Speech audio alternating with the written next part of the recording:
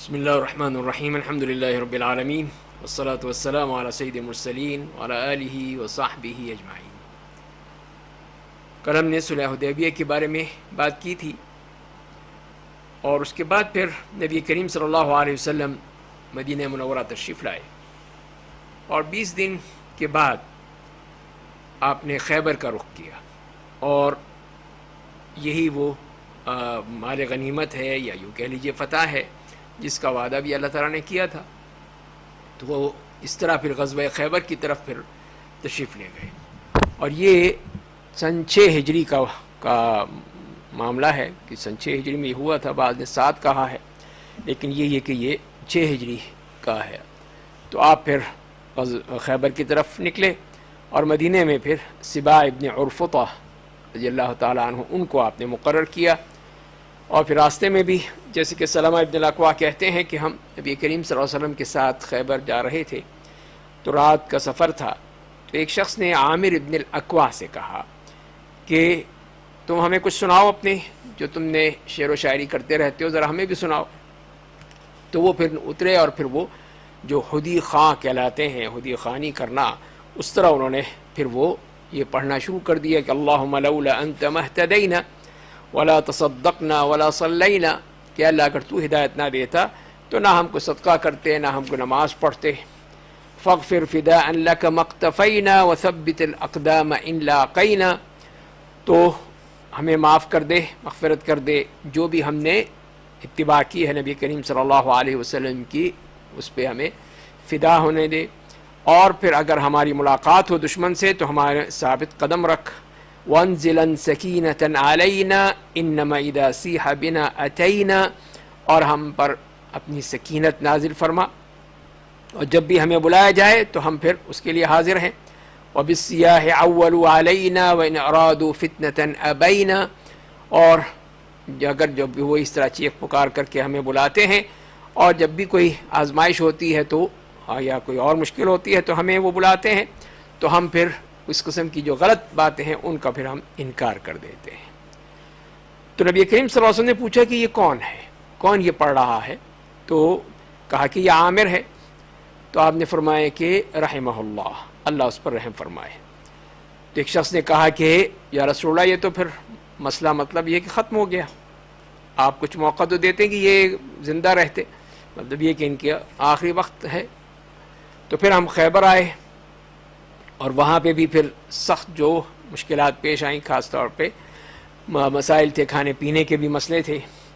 تو وہاں پہ رات میں دیکھا نبی کریم صلی اللہ علیہ وسلم نے، جہاں پہ پڑاؤ تھا باہر، تو اس میں کہ رات کو آگ جل رہی ہیں، چولہے جل رہے ہیں۔ تو پوچھا کیا ہے؟ تو کہا کہ یہ تو گدھے کا گوشت ہے، گدھے ذبح کیے ہیں ہم نے اور وہ ہم کھا رہے ہیں۔ تو آپ نے کہا کہ نہیں، ان سب کو انڈیل دو، اور یہ اس کی کوئی ضرورت نہیں کھانے کی، یہاں تک کہ بعض میں آتا ہے کہ وہ ہانڈیاں بھی توڑ دو۔ اور اسی طرح پھر وہاں پہ جو اصل بات ہے جو نبی کریم سے جسے فرمایا تھا عامر ابن الاکوع کے بارے میں، تو اس کی جو جنگ ہوئی وہاں پر، تو اس میں یہ آتا ہے کہ پھر وہ ان کو اس میں چوٹ لگی، تلوار لگی ان کو، اور پھر وہ اسی میں ہی وہ شہید ہو گئے تھے۔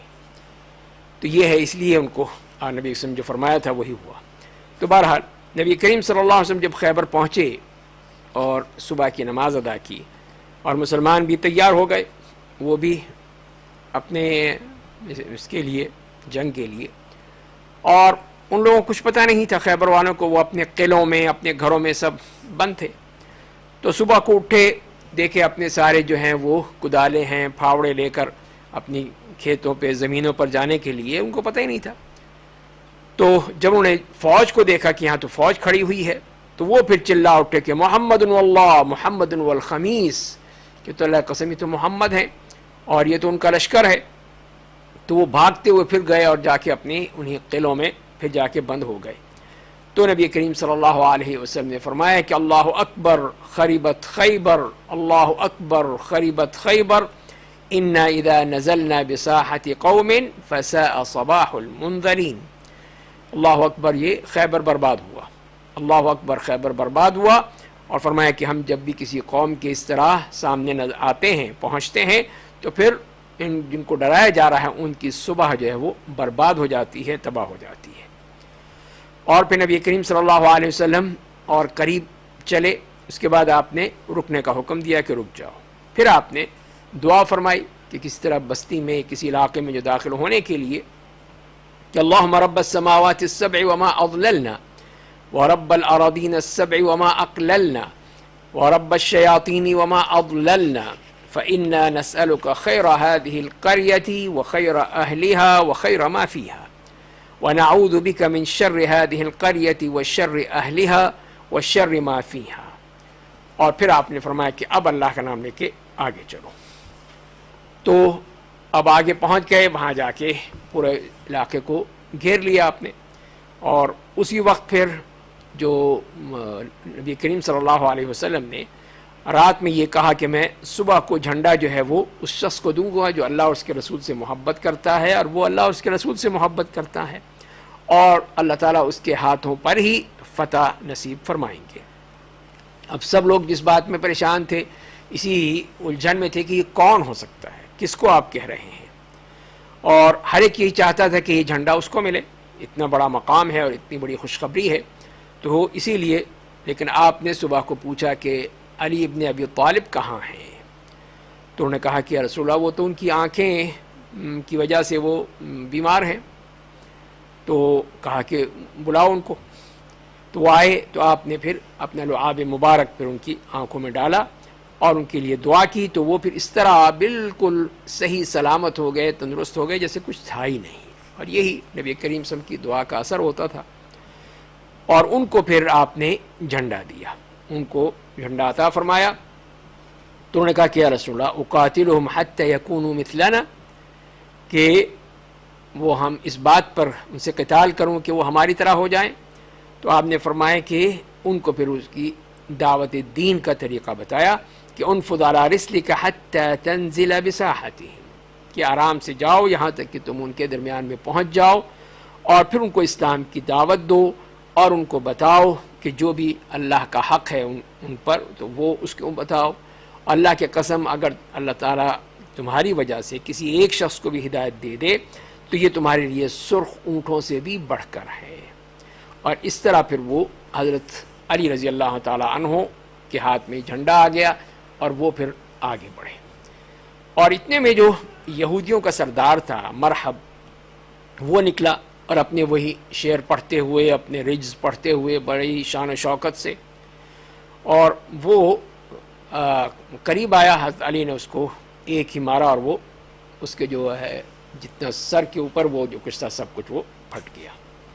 یہ بھی روایت آتی ہے دوسری اس طرح آتی ہے کہ محمد ابن مسلمہ رضی اللہ تعالیٰ عنہ نے قتل کیا تھا. تو جیسے کہ جابر رضی اللہ تعالیٰ عنہ بیان کرتے ہیں کہ مرحب الیہودی جو ہے وہ اپنے قلعے سے نکلا خیبر کے, اور اپنا سارا اس نے اسلحہ پہن رکھا تھا, اور اسی طرح وہ رجز گا رہا تھا. اس نے کہا کون ہے, کون آتا ہے میرے سامنے. تو نبی کریم سے پوچھا کہ ہاں کون مقابلہ کرے گا اس کا. تو محمد ابن مسلمہ رضی اللہ تعالیٰ عنہ نے کہا کہ میں اس کا مقابلہ کروں گا. اور اس لیے کہ کل ہی انہوں نے میرے بھائی کو قتل کیا ہے, محمود ابن مسلمہ کو, اور وہی خیبر پہ ان کی شہادت ہوئی تھی. تو آپ نے کہا ٹھیک ہے اٹھو, پھر اللہ تعالیٰ تمہاری مدد کرے گا. اور دونوں ایک دوسرے کے سامنے آئے اور بیچ میں ایک درخت آ گیا. ہر ایک ان میں سے درخت سے وہ پناہ لینے لگا, لیکن یہاں تک کہ پھر آخر وہ دونوں دو بدو لڑنے کے لیے تیار ہو جائے. اور پھر حضرت محمد ابن مسلمہ رضی اللہ تعالیٰ عنہ نے پھر ایک دم ایسا وار کیا اس کے اوپر کہ اس کی ٹانگیں کاٹ دیں, اس کی ٹانگیں کاٹ دیں. اور وہ اب چلاتا رہا کہ اب میرا خاتمہ کرو, یہ تو اس طرح سے سک کے مرتا رہے گا. تو انہوں نے کہا کہ نہیں, اب موت کا مزہ چکھو جیسے تم نے میرے بھائی کے ساتھ کیا تھا, محمود کے ساتھ, اور اسی طرح چھوڑ دیا اس کو. اور اس کے بعد پھر حضرت علی رضی اللہ تعالیٰ عنہ آئے, اور انہوں نے جو دیکھا کہ اس طرح یہ تڑپ رہا ہے تو انہوں نے پھر اس کی صفایا کر دیا اور اس کی گردن مار دی, اور پھر اس کے جو کچھ بھی تھا وہ انہوں نے لے لیا. تو اس کے بعد جب آئے نبی کریم صلی اللہ علیہ وسلم کے پاس کہ اب یہ جو اس کا سارا ساز و سامان تھا اس کا مستحق کون ہوگا, تو محمد ابن مسلمہ نے بتایا کہ میں نے تو اس کی ٹانگیں ساری کاٹ دی تھیں تاکہ یہ موت کا مزہ چکھے, ذرا سسک کے مرے گا جس طرح انہوں نے میرے بھائی کے ساتھ کیا تھا, اس طرح ہی میں اس کے ساتھ کرنا چاہتا تھا. اور اس کے بعد پھر حضرت علی آئے تو انہوں نے اس کا کام تمام کر دیا. تو نبی کریم صلی اللہ علیہ وسلم نے پھر اس کی تلوار، اس کا نیزہ، اس کا جو سر پہ پہننے والا خود اور اس کی جو زرہ تھی وہ تو حضرت محمد ابن مسلمہ رضی اللہ تعالیٰ عنہ کو دی. اور اس کے بعد پھر جو اس کا بھائی نکل آیا یاسر نام کا، تو حضرت زبیر آگے بڑھے، ان کی ماں بولی کہ یہ تو میرا بیٹا تو مارا جائے گا. آپ نے کہا کہ نہیں، تمہارا بیٹا اس کو انشاءاللہ قتل کرے گا. اور یہی ہوا کہ حضرت زبیر نے اس کے مرحب کے بھائی کو قتل کر دیا. اور اس کے بعد یہ بھی آتا ہے، موسیٰ ابن عقبہ یہی کہتے ہیں کہ یہودی جو تھے اس کے بعد پھر اپنے ایک قلعے میں داخل ہو گئے. قلعہ تھا جس کو قموس کہا جاتا تھا. تو پھر نبی کریم صلی اللہ علیہ وسلم نے جب یہ دیکھا کہ تو یہ قلعہ بند ہو گئے ہیں تو ان کا پھر محاصرہ کر لیا، اور تقریباً 20 دن تک یہ محاصرہ جاری رہا. اور یہ جگہ جو تھی بہت ہی سخت گرم تھی، زمین بھی کوئی اتنی اچھی نہیں تھی، مسلمانوں کو بہت اس میں دقت اور مشقت کا سامنا کرنا پڑا. اور جیسے کہ ابھی بات ہوئی کہ وہ گدھے بھی ذبح کرنے پڑے ان کو، تو وہ بھی منع کر دیا نبی کریم صلی اللہ علیہ وسلم. اور یہ اتنے میں ایک جو حبشی غلام تھا وہ آیا اہل خیبر میں سے نبی کریم صلی اللہ علیہ وسلم کے پاس. اس کے ساتھ ہی اس کی بکریاں تھیں اس کے آقا کی. اور جب دیکھا اہل خیبر نے سب وہ اسلحہ وغیرہ لے لیا ہے اور وہ سب اس میں لگے ہوئے ہیں، تو کیا مسئلہ ہے بھائی، کیوں آپ یہ کر رہے ہیں؟ اس نے پوچھا ان سے، تو انہوں نے کہا تو اور کہ میں اللہ کا رسول ہوں اور صرف اللہ کی عبادت کی جائے. تو اس نے پوچھا کہ اگر میں یہ قبول کر لوں، یہ گواہی دے دوں تو میرے لیے کیا ہوگا پھر؟ تو آپ نے فرمایا کہ اگر تم اسی پہ تمہاری موت آتی ہے، اگر ایمان پر، تمہارے لیے جنت ہے، جنت کا تمہیں مقام ملے گا. تو وہ مسلمان ہو گیا، اس نے اسلام قبول کر لیا اور کہا کہ یہ بکریاں جو ہیں یہ آپ کے پاس امانت ہیں، یہ آپ اس کو دے دیں. آپ نے کہا کہ نہیں، تم ان کو نکالو یہاں سے، ان کو اس طرح مارو کہ دور چلی جائیں اور خود ہی پہنچ جائیں گے، اللہ تعالیٰ ان کو پہنچا دے گا. تو جب یہ بکریاں پہنچ گئیں تو یہودی کو پتہ چل گیا کہ اس کے غلام نے تو اسلام قبول کر لیا ہے. اس کے بعد پھر نبی کریم صلی اللہ علیہ وسلم پھر اٹھے اور پھر آپ نے مسلمانوں کو اس کی ترغیب دی، تیار کیا جہاد کے لیے، قتال کے لیے. اور پھر اسی میں ہی وہ جب جنگ شروع ہوئی، پھر اس کے بعد پھر یہ جو حبشی غلام تھا یہ بھی اس میں مارا گیا. تو مسلمان اس کی لاش کو اٹھا کر لائے پھر، تو نبی کریم صلی اللہ علیہ وسلم نے کو بتایا گیا. تو آپ نے کہا کہ یہی وہ اللہ کا بندہ ہے جس کو اللہ تعالیٰ نے یہ مقام عطا فرمایا اور اس خیر کی طرف دیکھا. اس نے کوئی ایک سجدہ بھی نہیں کیا تھا، لیکن یہ اللہ کے ہاں وہ شہادت کا درجہ پا لیا. اور میں نے اس کے سر پہ ہی 2 حور عین میں سے دیکھا ہے، 2 حوریں ہیں اس کے سرانے کھڑی ہیں. تو یہ اس شخص کے بارے میں جو کہ نبی کریم صلی اللہ علیہ وسلم نے بتایا اس شخص کو، اور اس کو ہدایت مل گئی اور یہ مقام مل گیا. اسی طرح ایک اور واقعہ اس طرح ملتا ہے کہ ایک دیہاتی آیا نبی کریم صلی اللہ علیہ وسلم پر، ایمان قبول کر لیا اور آپ سے کہا کہ میں آپ کے ساتھ ہجرت کروں. تو آپ نے اس وقت اپنے بعض صحابہ کرام کے حوالے کر دیا کہ اس کی تم تربیت کرو، اس کو تعلیم دو. اور پھر جب غزوہ خیبر ہوا اور نبی کریم صلی اللہ علیہ وسلم نے مال غنیمت وہاں سے ملا، تو اس اعرابی کے لیے بھی دیا، اس کو بھی دیا کہ اس کا بھی کچھ حصہ ہے. تو اس نے پھر وہ جو ملا تھا اس کا حصہ وہ لے کر آیا نبی کریم صلی اللہ علیہ وسلم کہ یہ کیا ہے، یہ مجھے کیوں دیا گیا ہے؟ تو انہوں نے کہا کہ یہ میں تمہارا حصہ ہے، اس مال غنیمت میں سے جو تمہارا حصہ بنتا ہے وہ تمہیں دیے کہ تم بھی اس میں شریک تھے. تو اس نے کہا کہ نہیں، میں اس لیے نہیں آپ کے پاس آیا تھا کہ میں آپ سے پیسہ لوں گا، آپ سے دولت لوں گا، نہیں، میں اس لیے آیا تھا کہ مجھے یہاں پر لگے، یہاں پر میں اللہ کی راہ میں شہید ہو جاؤں، میں اس لیے آیا تھا.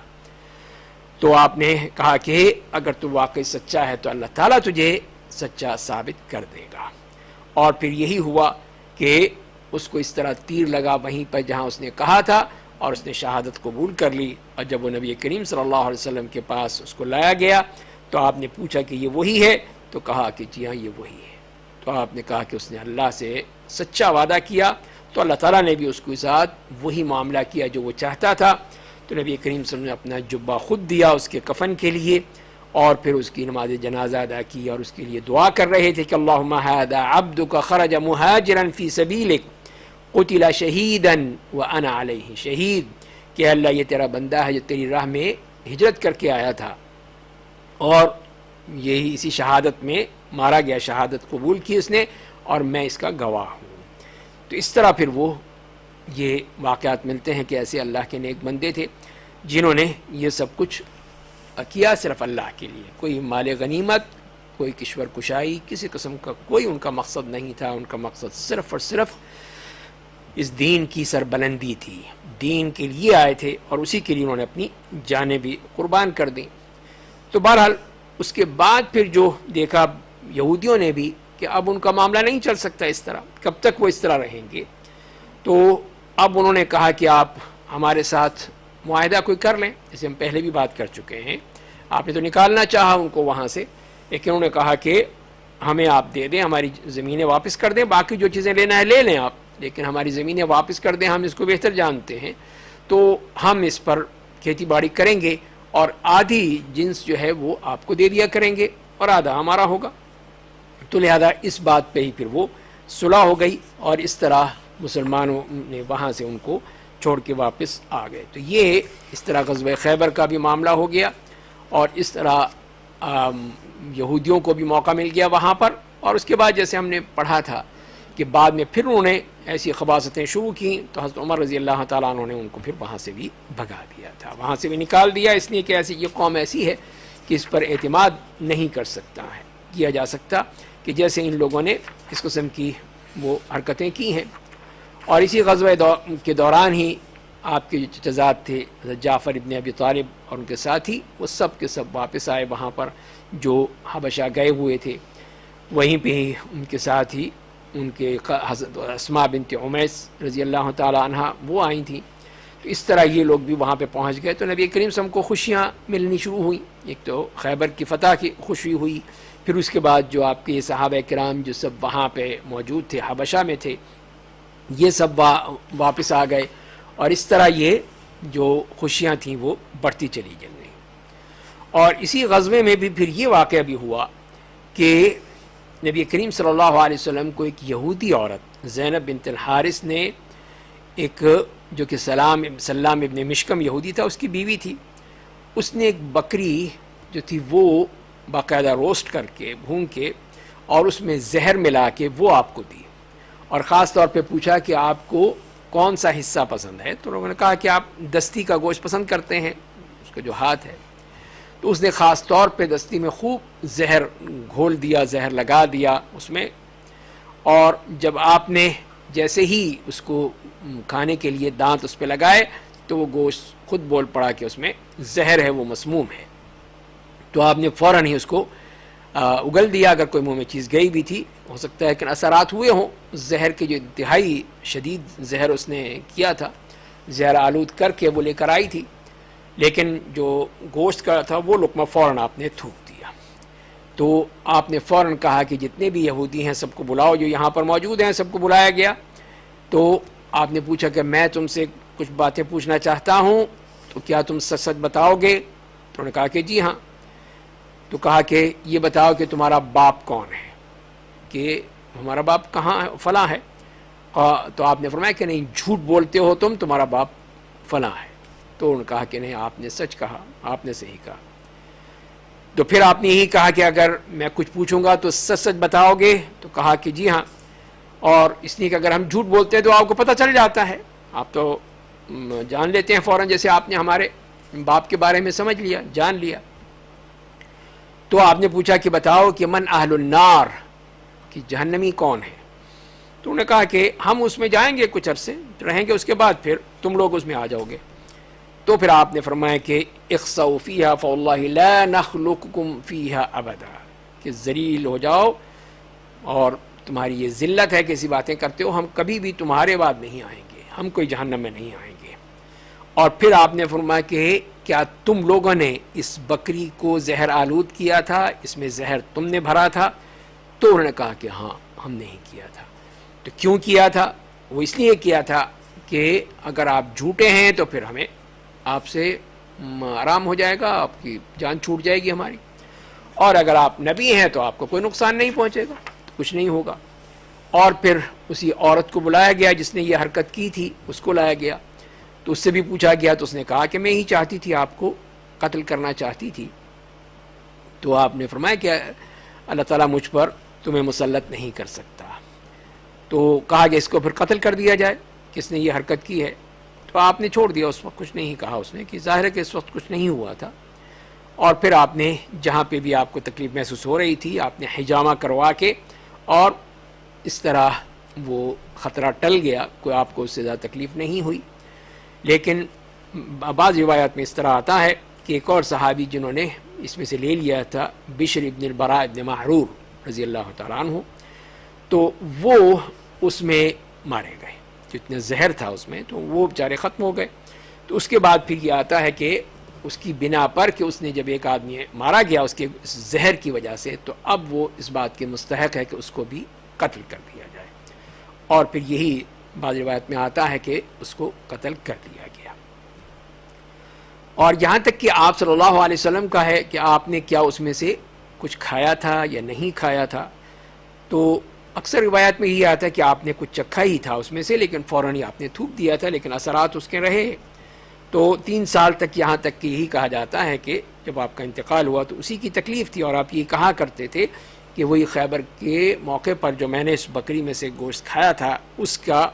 جو اثرات ہیں وہ آج تک میں محسوس کرتا ہوں۔ اسی لیے بعض کہتے ہیں کہ نبی کریم صلی اللہ علیہ وسلم کی وفات بھی شہادت تھی، کہ آپ بھی اللہ کی راہ میں اسی طرح شہید ہوئے، نہیں دشمنوں نے جو آپ کے ساتھ کیا تھا اسی کی بنا پر پھر یہ مسائل ہوئے اور یہ تمام چیزیں بڑھتی چلی گئی۔ تو بہرحال اس کے بعد پھر نبی کریم صلی اللہ علیہ وسلم خیبر سے وادی قرا تشریف لے گئے، اور وہاں پہ بھی کچھ یہودی تھے اور اس کے ساتھ ساتھ کچھ عرب قبائل بھی موجود تھے۔ تو جب وہاں پہ اترے تو فوراً یہودیوں نے تیر اندازی شروع کر دی، تو اس وقت پوری طرح تیار نہیں ہوئے تھے کہ مقابلہ کر سکیں، تو وہیں پہ رسول اللہ صلی اللہ علیہ وسلم کے غلام تھے مدعم، وہ مارے گئے اس میں۔ تو لوگوں نے کہا کہ مبارک ہو اس کو جنت کہ یہ شہادت پائی ہے، تو نبی کریم صلی اللہ علیہ وسلم فرمایا کہ نہیں، کلا والذی نفسی بیدہ ان الشملۃ التي اخذها یوم خیبر من المغانم لم تصبها المقاسم لتشتعل علیہ نارا، کہ نہیں، اور اس ذات کی قسم جس کے قبضے میری جان ہے کہ اس نے جو وہاں سے وہ چادر لی تھی مال غنیمت میں سے خیبر کے موقع پر، وہ آج تک اس کے پاس تھی اور وہی اس کے اوپر جل رہی ہے۔ تو یہ ہے کہ اس میں کچھ بھی ہو جائے لیکن اللہ تعالیٰ کے قوانین جو ہیں وہ اپنی جگہ اٹل ہیں، ان کو کسی طرح بھی اس میں بدلا نہیں جا سکتا۔ تو لہذا وہ اتنا شخص جس نے شہادت قبول کی لیکن اس نے جو مال غنیمت میں سے چوری کی تھی اس کی وجہ سے وہ اس کی معافی نہیں ہوئی۔ تو اسی طرح جب لوگوں نے سنا تو ایک شخص لے کر آیا تو اس کے پاس ایک تسمہ تھا یا 2 تسمے تھے، تو آپ نے فرمایا کہ شراک من نار او شراکان من نار، ایک تسمہ آگ کا یا 2 تسمے یہ آگ کے ہیں۔ اور اس طرح یہی معلوم ہو گیا کہ اس طرح چاہے چھوٹی سے چھوٹی چیز بھی کوئی لی جائے تو وہ بھی اس میں بھی پکڑ ہو جاتی ہے۔ اور اس کے بعد پھر نبی کریم صلی اللہ علیہ وسلم نے صحابہ کرام نے اس جنگ کی تیاری کی، صف بندی کی، اور جھنڈا جو تھا وہ سعد ابن عبادہ رضی اللہ تعالیٰ عنہ اور حباب، تو پھر ان کے مال ان کو دے دیے جائیں گے، ان کے خون محفوظ ہو جائیں گے، باقی معاملہ اللہ کا ہے، جو بھی ان کے ساتھ معاملہ کرے۔ تو ایک شخص لیکن وہ نہیں مانے، تو ایک شخص باہر نکلا تو اس کو پھر حضرت زبیر بن عوام رضی اللہ مقابلہ کیا اور اس کو مار ڈالا۔ اس کے بعد دوسرا، پھر تیسرا، اس طرح وہ کئی نکلے، اور حضرت علی بن ابی طالب رضی اللہ تعالیٰ عنہ وہ بھی نکلے اور انہوں نے بھی اس کو صفایا کر دیا۔ اس طرح 11 آدمی نکلے تھے۔ جو بھی نکلتا اس کے بعد پھر اس کو دین کی دعوت دی جاتی، اسلام کی طرف بلایا جاتا، لیکن یہ ماننے والے کہاں تھے؟ نہیں مانے۔ اور پھر نماز کا وقت بھی آتا تو صحابہ کرام نماز پڑھتے، اور اس کے بعد پھر ان کو ہی دین کی دعوت دی جاتی، ادھر بلایا جاتا۔ تو اس طرح یہ جنگ جاری رہی یہاں تک کہ شام ہو گئی اور پھر صبح ہو گئی کہ، اور اس کے بعد جب سورج ابھی اوپر نہیں گیا تھا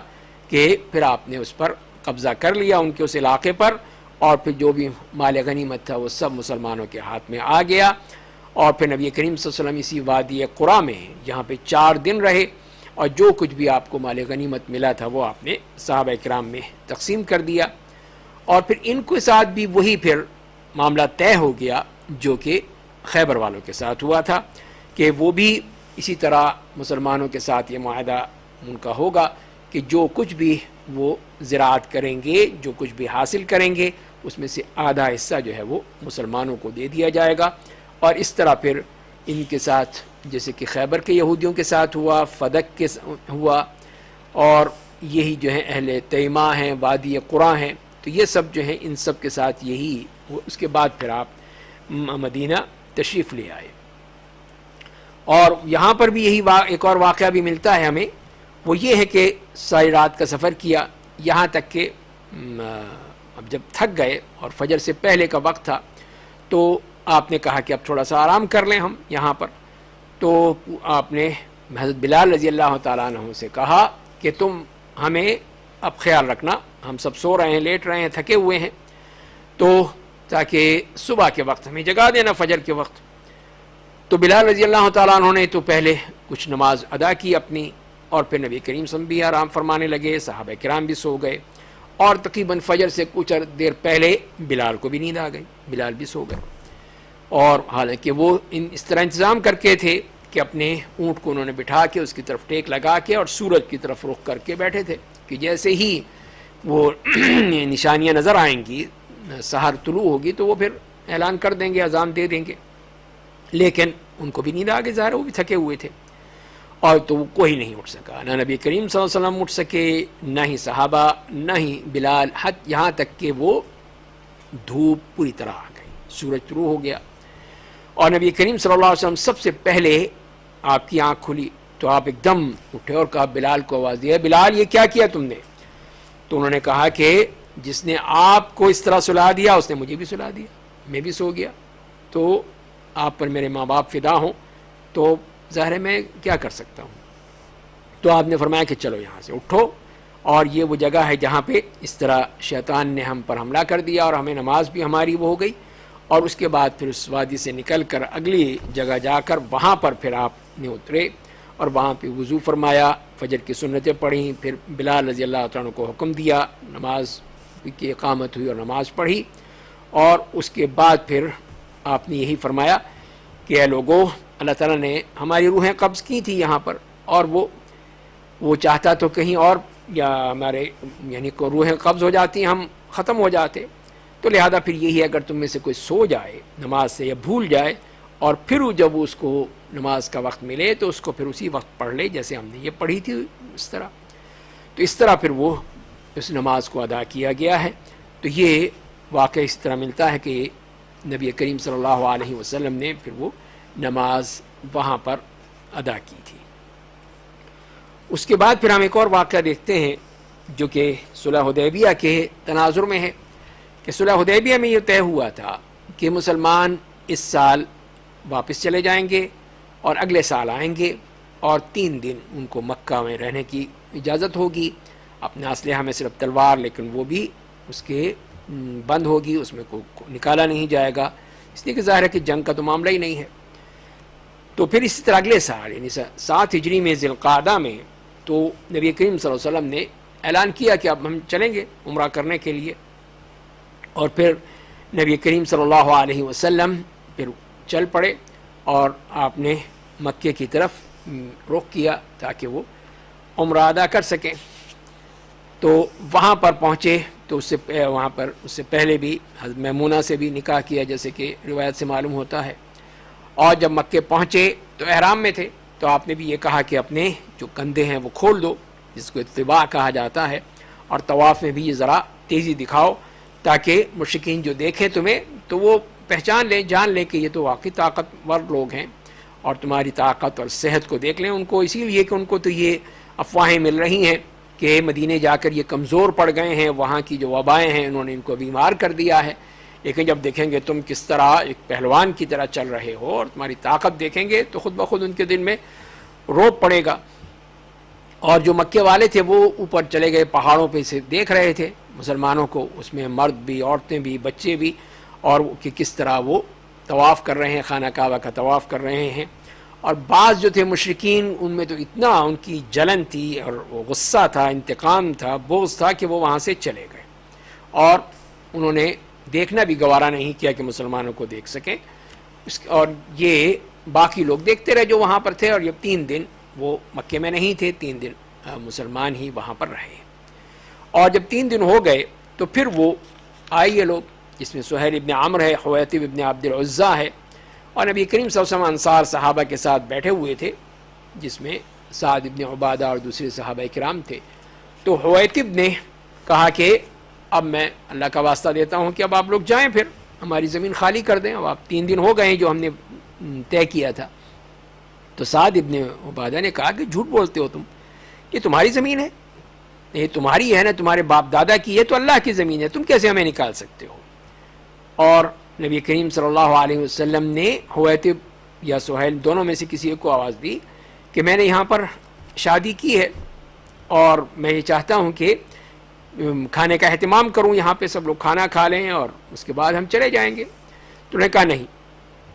ہمارا جو وعدہ ہے آپ کے ساتھ، معاہدہ ہے، وہ 3 دن کا ہے، اب 3 دن ختم ہو رہے ہیں، تو اسی لیے آپ پھر وہ تشریف لے جائیں یہاں سے۔ تو آپ نے کہا ٹھیک ہے۔ تو پھر آپ نے ابو رافع آپ کے جو غلام تھے ان سے کہا کہ بھائی تیاری کریں، نکلیں، اور پھر نکلنے کی اس طرح وہاں سے آپ نے نکل پڑے، چل پڑے مکے سے، اور مکے کو جیسا کہ معاہدہ تھا اس کے مطابق ہی آپ نے پورا اس پہ عمل کیا، اور پھر وہاں سے نکل گئے، ورنہ کوئی مسئلہ نہیں تھا، مکے کو دوبارہ یعنی مکے کو قبضہ کیا جا سکتا ہے، لیکن جو ایک معاہدہ ہے، معاہدہ ہوتا ہے۔ تو وہی نبی کریم صلی اللہ علیہ وسلم گئے، اور پھر میمونہ جن سے آپ نے نکاح کیا تھا اس موقع پر، وہ بھی ابو رافع ان کو اپنے ساتھ، ان کو اپنے اونٹ پر لے کر آئے، اور یہاں تک کہ صرف کے مقام پر ہی پھر وہاں پر وہ آپ کے پاس تھیں۔ اور یہ بھی ایک اس معاملے میں اتفاق یہی ہے کہ صرف کے مقام پر ہی بعد میں ان کا انتقال ہوا تھا، وہیں پہ ان کو دفن کیا گیا تھا۔ تو یہ ہے کہ اس میں پھر ہم دیکھتے ہیں کہ نبی کریم صلی اللہ علیہ وسلم واپس آ گئے، اور واپس آ کر، اور راستے میں ایک اور جو اس سے پہلے مکے میں بھی ایک اور واقعہ بھی یہ بھی ہمیں نظر آتا ہے، سیرت میں بھی، حدیث کی کتابوں میں یہ ہے کہ جب مکے سے نکلنے لگے تو حمزہ ابن عبد المطلب رضی اللہ تعالیٰ عنہ آپ کے چچا، ان کی بیٹی جو تھی وہ چلاتی ہوئی یا عمی یا عمی، اے چچا جان، اے چچا جان۔ تو حضرت علی رضی اللہ تعالیٰ نے اس کو اٹھا لیا، چھوٹی بچی تھی، اور اس کا ہاتھ پکڑ لیا، اور فاطمہ رضی اللہ تعالیٰ عنہ سے کہا کہ یہ اپنے چچا کی بیٹی کو سنبھال لو، تو انہوں نے اس کو سنبھال لیا۔ اب دیکھیے یہاں پر اب 3 صحابہ کرام میں اس کی کفالت کے لیے جھگڑا ہو گیا، جھگڑا کہہ لیجئے یا آپس میں بحث مباحثہ ہو گیا۔ اب 3 کون تھے؟ حضرت علی ہیں، حضرت زید ہیں، اور حضرت جعفر ہیں۔ تو حضرت علی نے کہا کہ میں نے تو اس کو لے لیا ہے، بس اب میرے ہاتھ میں ہے، میرے چچا کی بیٹی ہے، تو میں زیادہ حقدار ہوں۔ حضرت جعفر نے کہا کہ یہ میرے چچا زاد ہے، میرے بھی چچا کی بیٹی ہے، اور اس کی خالہ جو ہے وہ میرے گھر میں ہے۔ تو زید رضی اللہ تعالیٰ نے کہا کہ یہ میرے بھائی کی بیٹی ہے، ان کے ساتھ بھائی چارہ تھا۔ تو نبی کریم صلی اللہ علیہ وسلم نے فیصلہ کر دیا کہ یہ خالہ کا حق زیادہ ہے، اور یہ کہ خالہ تو ماں کی جگہ ہوتی ہے، تو لہذا جس کے پاس خالہ ہیں اور وہ ہیں حضرت جعفر ابن ابی طالب رضی اللہ تعالیٰ عنہ، تو یہ ان کو ہوگی۔ حضرت علی سے یہ کہا کہ انت منی وانا منک، تم مجھ سے ہو اور میں تم سے ہوں، ان کو بھی راضی کر دیا۔ حضرت جعفر سے بھی کہہ دیا کہ اشبہت خلقی و خلقی، کہ تم اس میں تخلیق میں بھی اور اخلاق میں بھی تم میرے مشابہ ہو، کتنا بڑا ان کو یہ تمغہ دے دیا۔ اور زید سے کہا کہ آپ تو ہمارے بھائی بھی ہیں اور ہمارے مولا بھی رہ چکے ہیں، یعنی غلام بھی رہ چکے ہیں، تو آپ سے یہ بھی تعلق ہے۔ اور اس طرح پھر آپ نے یہ مسئلہ حل کر دیا، ہر شخص کو راضی بھی کر دیا، اور جو اس بچی کا اصل وارث ہو سکتا تھا، کفیل ہو سکتا تھا، وہ بھی بتا دیا۔ تو یہاں پر بھی دیکھیے اس بات کا بھی ذرا غور کرنے کا موقع ہے کہ ایک تو وہ وقت تھا جاہلیت کا کہ جب کہ بچی کی ولادت ہو، لڑکی پیدا ہو جائے تو ان کے لیے ایک مصیبت بن جاتی تھی، اور جسے قرآن کریم نے بتایا ہے کہ پھر وہ شخص جس کو یہ خوشخبری ملتی تھی کہ اس کے ہاں بیٹی پیدا ہوئی ہے، تو وہ پھر اپنا منہ چھپاتا پھرتا تھا، اور یہ سوچتا تھا کہ کیا میں اس کو ذلت کے ساتھ اس کو رکھوں یا اس کو زندہ درگور کر دوں، یہ وہ سوچا کرتے تھے۔ تو دیکھیے اسلام نے کس طرح کایا پلٹ دی، بالکل ہی ان کے ذہنوں کو بدل دیا، بالکل ان کے اس سوچ کو ہی بدل دیا، اور اس کے بعد کہ یہاں پر یہ بچی آ رہی ہے، اور یہ حضرت حمزہ جو کہ شہید ہو چکے ہیں احد میں، اب ان کی یہ بچی ہے، تو اب 3 امیدوار آ جاتے ہیں کہ یہ بچی ہمیں دے دیں۔ ان کے اپنے بچے بھی تھے، سب بچے والوں تھے، شادی شدہ تھے، لیکن اب اس بچی کے لیے ہر شخص جو ہے وہ دعوے دار ہے۔ تو یہ ہے کہ کس طرح نبی کریم صلی اللہ علیہ وسلم نے جو تربیت کی تھی ان صحابہ کرام کی، اور جاہلیت کے وہ تصورات سب کے سب وہ ان کے ذہنوں سے نکال دیے تھے، تو وہ اتنا بڑی تبدیلی تھی، انقلاب تھا جو کہ نبی کریم صلی اللہ علیہ وسلم نے برپا کیا، اور اس کے بعد پھر یہ لوگ اس طرح وہاں سے واپس آئے۔ تو فتح مکہ کے موقع سے پہلے ہم اور چیزیں جو ہیں جو اسی کے حوالے سے تھیں،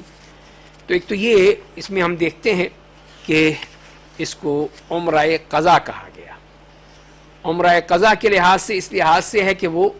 صلح حدیبیہ میں جیسے کہ ہم نے بات کی کہ اس وقت یہ طے ہوا تھا کہ یہ اس دفعہ نہیں کریں گے عمرہ اور آگے جائیں گے، تو لہذا پھر وہ اگلے سال آپ نے کیا ہے، تو یہ اس بات سے اس کو قضا کا عمرہ کہا گیا، اور لہذا اسی کی وجہ ہی سے آپ پھر تشریف واپس لے آئے تھے اور دوبارہ گئے تھے۔ اور دوسری بات یہ ہے کہ جیسے کہ وہاں پر آپ صلی اللہ علیہ وسلم نے پھر صحابہ کرام کو کہا تھا کہ اپنے جو اونٹ ہیں ذبح کر دو، اپنے سر مڑا دو، اور پھر وہ تیار نہیں ہو رہے تھے، اس لیے کتنا بڑا صدمہ تھا کہ وہ کتنی محبت سے اشتیاق سے آئے تھے کہ عمرہ کریں گے، لیکن یہاں پہ ان کو روک دیا گیا، تو اسی لیے وہ ہمت نہیں کر پا رہے تھے کہ ہم اٹھیں۔ تو آپ پھر حضرت ام سلمہ کے پاس گئے، انہیں مشورہ دیا کہ آپ خود پہلے کریں اور خود شروع کریں، بلائیں حجام کو، وہ آپ کے بال کاٹ دے، بال حلق کر دے، اور پھر آپ اس کو کہیں غلام کو کہ آپ کی اونٹنی ذبح کر دے۔ تو جیسے ہی یہ کام شروع کیا آپ نے ایک دم سب کے سب اٹھ پڑے۔ تو یہ ہے کہ یہاں پر بھی کہ اس طرح کوئی احصار کی صورت ہو جائے، مطلب یہ کہ جیسے کہ کسی کو روک دیا جائے تو پھر وہیں پر ہی اس کی جو جانور ہیں وہ ذبح کر دیے جائیں گے جو کہ وہ لے کر جا رہا تھا حرم کے لیے، تو وہ پھر اس کے لیے جائز ہوگا کہ وہ اس طرح کر سکتا ہے۔ تو یہ ہم دیکھتے ہیں کہ نبی کریم صلی اللہ علیہ وسلم نے اسی میں حدیبیہ کے مقام پر یہ کر کے اور پھر آپ واپس تشریف لے آئے تھے۔ اسی طرح ہمیں پھر ملتا ہے کہ غزوہ مؤتہ کا تذکرہ بھی ملتا ہے، اور یہ شامی علاقے کے قریب کا علاقہ ہے، اور یہ سن 8 ہجری میں اس طرح کا یہ واقعہ ہوا تھا، اور نبی کریم صلی اللہ علیہ وسلم نے حارث ابن عمیر ازدی کو ایک خط لے کر بھیجا تھا شاہ روم کی طرف، تو وہاں پر راستے میں شرحبیل ابن عامر الغسانی کا اس سے ملاقات ہو گئی، اس نے اس کو پکڑ کے پھر اس کو باندھ دیا اور پھر اس کو مار دیا، کو شہید کر دیا۔ تو اس طرح نبی کریم صلی اللہ علیہ وسلم کے یہ جو نمائندے تھے، یہ سفیر، یہ مارے گئے۔ تو نبی کریم صلی اللہ علیہ وسلم کو جب خبر ملی تو آپ کو بہت افسوس ہوا، بڑا دکھ ہوا کہ یہ میں نے بھیجا تھا ان کو اور ان دشمنوں نے ان کو قتل کر دیا۔ تو نبی کریم صلی اللہ علیہ وسلم نے پھر ایک لشکر بنایا،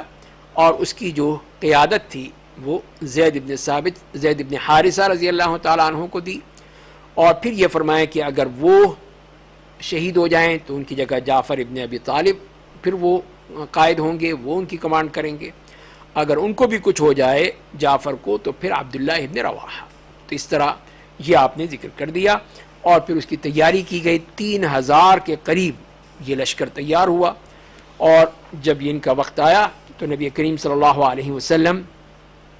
کے پاس آئے، یہی عمرہ جن کے نام لیے تھے آپ نے سلام کے لیے، تو عبداللہ ابن رواحہ جو ہیں وہ رو پڑے۔ تو آپ نے بھائی کیوں روتے ہو، رونے کی کیا وجہ ہے؟ تو یہی ہے کہ وہ کہنے لگے کہ میں اس لیے نہیں رو رہا کہ دنیا نہیں ملے گی یا دنیا کا کوئی مسئلہ ہے، لیکن میں نے یہ سنا ہے کہ آپ نے یہ قرآن کریم کی آیت جب پڑھتے تھے کہ وَإِن مِّنكُمْ إِلَّا وَارِدُهَا كَانَ عَلَىٰ رَبِّكَ حَتْمًا مَّقْضِيًّا، تو یہ میں نہیں سمجھ سکا کہ اس طرح آنے کے بعد پھر یہ گزرنے کا کیا معاملہ ہے، ورود جسے کہا گیا اللہ تعالیٰ نے واردها، تو آپ نے یہی کہا، تو مسلمانوں نے کہا کہ ابھی تو جاؤ، اللہ تعالیٰ تمہیں سلامتی کے ساتھ لے جاؤ اور اس کے بعد پھر ہم دیکھیں گے۔ تو پھر یہ لوگ چلے گئے، اور یہاں تک کہ یہ معان کا علاقہ ہے وہاں پہنچے ہیں، اور وہاں ان کو معلوم ہوا کہ شاہ روم نے اس جگہ پہ تقریباً 1,00,000 کی فوج تیار کر رکھی ہے، اور ان کے ساتھ ساتھ جو آس پاس کے علاقے کے لوگ تھے، بنی لخم ہے، بنی جذام ہے، بلقین، بحرا اور بلی، تو یہ وہ قبائل جو تھے عربوں کے یا شامیوں کے، وہ تقریباً 1,00,000 ہو گئے ہیں۔ تو اب جب مسلمان وہاں پہنچے اور معان میں 2 رات ٹھہرے ہیں، تو اب انہوں نے کہا اب کیا کریں، ہماری تعداد تو اتنی بڑی نہیں ہے، اور یہ پورے 1,00,000 کا لشکر ہے، کہ نبی کریم صلی اللہ علیہ وسلم کو اطلاع کریں کہ آپ ہمیں اور مدد بھیجیں۔ اس طرح تو نہیں ہو سکتا کہ ہم اتنے ایک چھوٹی تعداد میں، اتنی کم تعداد میں، جیسے کہ ابھی بات ہوئی کہ 3,000 تھے، تو 3,000 اور اس طرف 1,00,000 کا لشکر کیسے ہوگا یہ؟ تو اس وقت پھر عبداللہ ابن رواحہ رضی اللہ تعالیٰ عنہ نے کہا کہ اے لوگو، تو فواللہ ان الذی تکرہون للتی خرجتم تطلبون، کہ تم جس کام کے لیے نکلے ہو تو وہ کیا ہے جس کو تم پسند نہیں کرتے ہو، وہ شہادت ہے، یہاں تو شہادت کے لیے آئے ہو۔ تو ہم تو لوگوں کے ساتھ نہ کسی تعداد کے ساتھ، نہ طاقت کے ساتھ، نہ کثرت کے ساتھ، ہم تو کسی سے جنگ کرتے ہیں، قتال کرتے ہیں تو اللہ کے لیے، اللہ کے لیے کرتے ہیں، تو لہذا تیار ہو جاؤ، جو کچھ بھی ہے، یا تو ہم شہادت پالیں گے یا پھر کامیاب ہو جائیں گے، غازی ہو جائیں گے، واپس لوٹ جائیں گے۔ تو انہوں نے کہا ٹھیک ہے، سب ان کی اس بات کو قبول کر لیا کہ کتنی انہوں نے ایمان افروز بات کی تھی کہ اب ہم انتظار کریں کہ نبی کے کے پاس کوئی جائے، پھر وہاں سے لشکر آئے۔ تو یہ سب مسائل جو ہیں وہ بہت لمبے ہیں، تو خیر آگے چلے پھر، تو بلقا کا علاقہ جو ہے وہاں پر پہنچ کے وہاں پہ دشمن کے بھی قریب ہو گئے، اور مسلمان جو تھے وہ مؤتا کا علاقہ جو وہی اب اردن میں ہے، وہاں پہ وہاں پر پہنچ گئے، اور پھر تیاری کی، اور پھر وہ جنگ شروع ہو گئی۔ تو پہلے جھنڈا تھا زید ابن حارثہ رضی اللہ تعالیٰ عنہ کے پاس، اور وہ اس طرح جنگ کرتے رہے یہاں تک کہ وہ دشمن کے نیزوں اور دشمن کے تیروں کے اس میں وہ بھی شہید ہو گئے۔ تو پھر جھنڈا لے لیا حضرت جعفر ابن ابی طالب رضی اللہ تعالیٰ عنہ، انہوں نے بھی قتال کیا، قیادت کی، یہاں تک کہ وہ بھی اسی میں کام آ گئے اور وہ شہید ہو گئے، اور انہوں نے اترے اپنے گھوڑے سے، جب زخمی ہوئے اس کو کاٹ دیا، اور پھر اس میں جنگ میں اس طرح کود پڑے یہاں تک کہ شہادت پا لی۔ تو جعفر رضی اللہ تعالیٰ وہ پہلے شخص ہیں کہ جنہوں نے اس طرح میدان جنگ میں اپنے گھوڑے کو ہی ختم کر کے اور بھی جنگ شروع کر دی۔ اور انہی کے بارے میں آتا ہے کہ جب ان کا ایک ہاتھ کٹ گیا تو انہوں نے بائیں ہاتھ سے جھنڈے کو پکڑ لیا، جب بائیں ہاتھ بھی کٹ گیا تو انہوں نے پوری طرح اس کو اپنے دونوں ہاتھوں سے ہی اس کو جیسے حالت میں تھی اس طرح کر لیا، اور یہاں تک کہ پھر وہ شہادت آ گئی، اور ان کی عمر بتاتے ہیں کہ صرف 33 سال تھی، جوان، بالکل نوجوان۔ اور اس کے بعد پھر عبداللہ ابن رواحہ، جو جیسے نبی کریم صلی اللہ علیہ وسلم نے بتایا تھا کہ وہ آئے، اور انہوں نے پھر اس کو اٹھا لیا، جھنڈے کو انہوں نے سنبھال لیا، اور اس کے بعد پھر وہ ان کے کچھ لوگ آئے بھی ان کی مدد کرنے کے لیے، تو لیکن انہوں نے یہی کہا کہ نہیں، اب تو آخرت کا معاملہ ہے، اب دنیا کا معاملہ ہی نہیں ہے۔ تو اسی لیے پھر وہ اس طرح عبداللہ ابن رواحہ رضی اللہ تعالیٰ عنہ، تو وہ بھی یہاں تک کہ ان کو بھی شہید ہو گئے، وہ بھی شہادت پا گئے۔ اور اس کے بعد پھر لوگوں نے کہا کہ اب کس کو دے، تو پھر خالد ابن الولید رضی اللہ تعالیٰ عنہ کو پھر یہ جھنڈا دے دیا گیا، مسلمانوں نے مل کر ان کو کہ آپ لے لیں۔ اور انہوں نے پھر دیکھا کہ اب مشکل ہے ہمارا بچنا یا کس طرح آگے بڑھنا، تو پھر انہیں کسی طرح کر کے اپنی فوج کو بچا لیا اور اس طرف لے گئے۔ اور اللہ تعالیٰ نے پھر نبی کریم صلی اللہ علیہ وسلم کو بتا دیا کہ جو کچھ بھی ہوا تھا اس جنگ میں، اور کس طرح یہ صحابہ کرام ایک کے بعد دوسرے شہادت پاتے رہے۔ اور پھر آپ نے ہی فرمایا کہ مجھے دکھایا گیا جو جنت میں ہیں، جس طرح کہ کوئی شخص جو ہے وہ اپنے سونے کے بستر پر سو رہا ہے۔ تو میں نے دیکھا کہ عبداللہ ابن رواحہ اور ان کے پاس ہی ان کے دونوں ساتھیوں، وہ اپنے اپنے بستروں پر جنت میں آرام سے سو رہے ہیں۔ تو یہ آپ نے ان کے بارے میں فرمایا، اور اس روایت میں آتی ہے، اس طرح آتا ہے کہ مجھے جعفر، زید اور ابن رواحہ تینوں کو دکھایا گیا ہے، یہ ایک موتیوں کا خیمہ ہے، اور ان میں سے ہر شخص جو ہے وہ اپنے اپنے بستر پر ہے۔ تو میں نے زید اور ابن رواحہ کو دیکھا کہ ان کے گلے میں کچھ مسئلہ ہے، اور جعفر جو ہے وہ ٹھیک ہے، ان کو کوئی مسئلہ نہیں ہے۔ تو میں نے پوچھا کہ یہ کیا ہوا ان کو؟ تو انہوں نے کہا کہ جب ان کو موت یا اس کی ہوئی تھی، انہوں نے ذرا اس میں بچنے کی کوشش کی تھی، تو اسی لیے کچھ وہ رکاوٹ ان کے لیے ہوئی، لیکن جعفر رضی اللہ تعالیٰ نے تو نہیں کیا، تو اللہ تعالیٰ نے ان کو، اور اسی لیے پھر آپ نے ان کے بارے میں فرمایا کہ اللہ تعالیٰ جعفر کے لیے دونوں ہاتھوں کے بجائے 2 پر ان کو دے دیے ہیں کہ جس کے ذریعے سے وہ جنت میں اڑتے پھرتے ہیں۔ یہ اللہ تعالیٰ کی طرف سے ان کو کتنا اونچا مقام دیا گیا، اور یہی ہے وہ چیز جو کہ ایک مسلمان چاہتا ہے، اور خاص طور پہ صحابہ کرام جس کی طلب میں گئے تھے۔ تو لہذا یہاں پر ہم دیکھتے ہیں کہ غزوہ موطا میں اتنے بڑی تعداد کے سامنے بھی بے جگری سے لڑے، لیکن ظاہر ہے کہ مشکل تھا، تو وہاں سے واپس آ گئے، اور روم بھی واپس چلے گئے، انہوں نے بھی آگے بڑھنے کی کوشش نہیں کی کہ وہ مسلمانوں کے لیے کوئی خطرہ بنتے، اور اس طرح یہ غزوہ بھی ختم ہو گیا۔ اب اس کے بعد اگلے مرحلے میں ہم فتح مکہ کے بارے میں بات کریں گے انشاءاللہ اگلے درس میں۔ اللہ تعالی ہمیں